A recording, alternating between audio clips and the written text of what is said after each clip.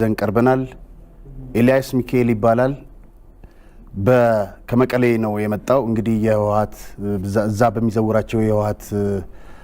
ሚዲያዎች ውስጥ ይሰራ የነበረ ጋዜጠኛ ነው እንኳን ደህና መጣ አመሰግናለሁ እንኳን ደህና ቆያችሁ እሺ ጋዜጠኛ ኤልያስ እንግዲህ በድምጽ ወያኔ እንግዲህ ጋዜጠኛ ሆነ ተሰራ ነበር ለምን ያክል ጊዜ ሰራ በኤፍኤም ተሰራ ነበር በእነዚህን መጀመሪያ እስቲ ቅድሚያ ያለ ተመልካቾቻችን ልትገልጽልን እሺ በድምጽ ወያኔ ትግራይ ሬዲዮ ብሔራዊ ሬዲዮና በኋላም ኤፍኤም ሲጀመር ከጀማሪዎቹ አንዱ ሆኜ ወደዛ ተዛውሬ ማለት ነው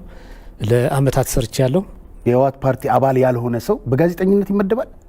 በጋዜጠኝነት መቀጠል ይችላል መጀመሪያ መግባት ችግር የለውም ትገባለህ ከገባ በኋላ ነው ከገባ በኋላ ግን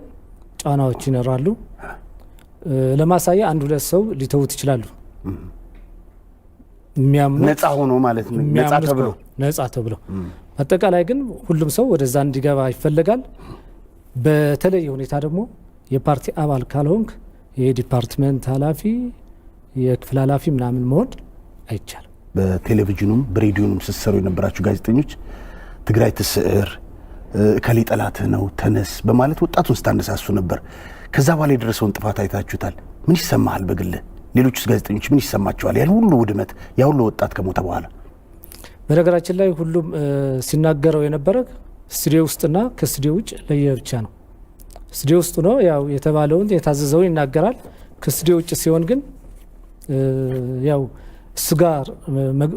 የሚደርሰው ነገር ጉዳት ሌላ ጋር እንዲደርስ አይፈልግም ስለዚህ እንደውም በቅርቡ ሪዮት ላይ ጌታቸው ረዳ ቀርበው እኮ የዩክሬኑ ጉዳይ ሲጠየቅ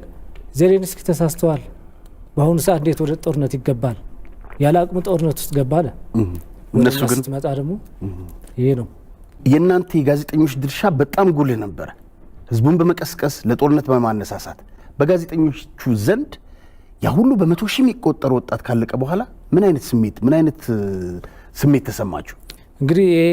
የሰው ስሜት ያው በየራሱ ይዘት ነው ያለው አሁን ከተማ ውስጥ ያለው ነገር ሲያይ የወጣቱ ጉዳት ሲያይ በኢኮኖሚ የደረሰው ጉዳት ራሱ ላይ ሆ ብሎ ሲጨፍራ እንዳልነበረ አሁን ደሞዝ የለም ምንም የለም በየቤቱ በየጓዳው ገብተዋል ችግሩ ስለዚህ አሁን ያው ጸጸቱ በየግሉ ነው ምክንያቱም እንደዚህ ነው ብለ ጠቅለ የምትናገረው ሳይሆን ሁሉም በየራሱ ያው በግሉ እየደረሰበት ነው 2011 ይመስለኛል በእግር ኳስ ላይ የወጠኑትም ሴራ ነበር እነዚህ ድብቅ አጀንዳዎች ምን እንደሚመስሉ እስቲ ለተመልካቾቻችን ይሄ ነገር እንደውም አንድ ጊዜ የኢትዮጵያ ብሔራዊ ቡድን አጥቂና የቅዱስ ጊዮርጊስ አጥቂ ነበረ ስንታየ ቆጬ የሆነ ክልል ከተማ ሄዶ ሲሰደብና ድንጋይ ሲወረውሩበት ጋዜጣ ላይ ሊብሮ ጋዜጣ ላይ ስፖርታዊ ጨዋነት መቀሌ ሄዳችሁ ተማሩ ብሎ የተናገረበት ወቅት ነበር እንደዛ የነበረ ህዝብ በአንድ ጊዜ ጦርነቱ ሊጀመር አካባቢ ስፖርት ላይ ጦርነት አነሳ ለ23 ዓመት ድንበር ሲጠብቅ የኖረው የኢትዮጵያ መከላከያ ሰራዊት ሰሜን እዝ እንግዲህ ፈጽማቸው የነበሩ የልማት ተግባራት በትግራይ ሚዲያዎች ታቀርቡ ነበር እናንተ በጥቅምት 24 የተፈጸመውን ጥቃት በተመለከተ ምን ትላለህ ለረጅም አመታት ያው በየሚዲያው እንደሚነገረው በየአካባቢው የጦር ካምፕ ባለበት አካባቢ ወታደሩ ከደሞዝ እየቀነሰ ትምህርት ቤቶችን ገንብተዋል አሮጊቶች ያግዝ ነበር አዛውንቶች በእርሻ ያግዝ ነበር እንዲያውም በዛ አካባቢ ጦርነት ሊነሳ አካባቢ ትግራይ ውስጥ ከፍተኛ የአንበጣ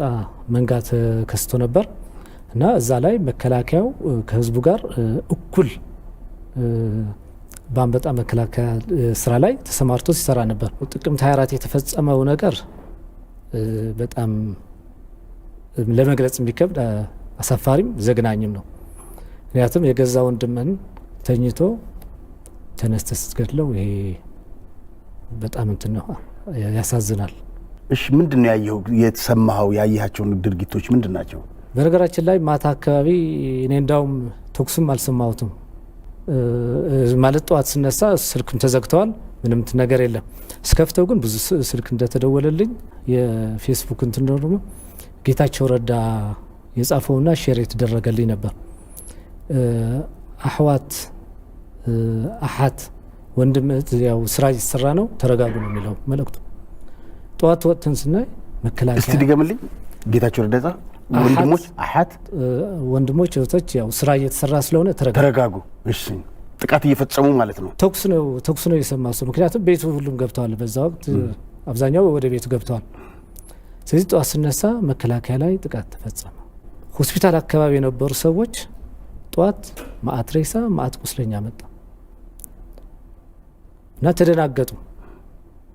ምንድነው ይሄ ነገር ሲሉ በቃ እንደዚህ ጦርነት ተከፍቷል። ሰው ያኔ በቃ